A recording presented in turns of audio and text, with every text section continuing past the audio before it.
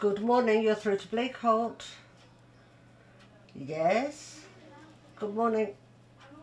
Yes, how can we help you? Right, what type of dog is it? And why do you have to have him rehomed? Recently we've had Kia.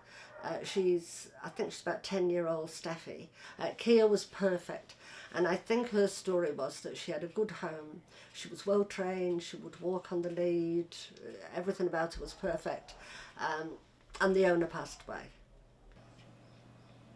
Oh dear. Yes, okay. Yes, that's fine. Well, don't get upset. What we'll do is we'll ask you to bring him in for an assessment. We assess all our dogs before they come into us so we can rehome them. And once we've done that, I'm sure Michael will fix up a date or a time for you to bring your dog in. Is that okay? That's great. All right then. Well, ring me back and I'll make you an appointment. Thank you. Bye-bye.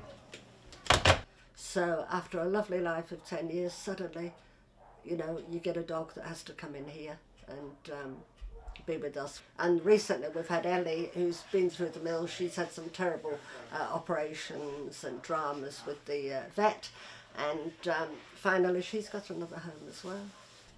What, do you want him rehomed? Right. What type of dog is Jackson? And how old is he? And why do you need to rehome him? The worst thing is the telephone, because you can't see the people.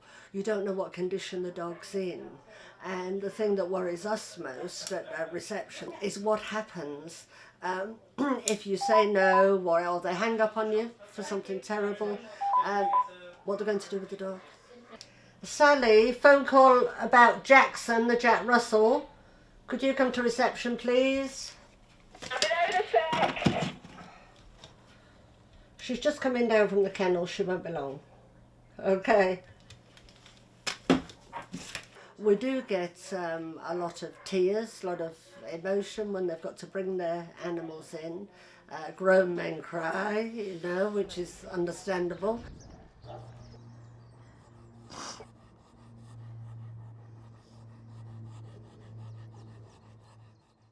I believe there's about 35 paid staff, and the rest are volunteers. We do have a lot of volunteers. All over Would you be again. able to do that for me? Sorry, this is...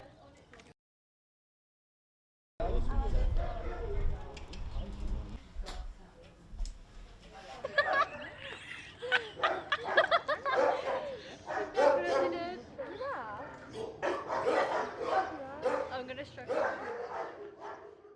There are a varied amount of things that happen. Usually we have a lot of good people in here who are walking dogs and happy to see them tell you stories non-stop about their own animals. And then we have the bleaker side, obviously.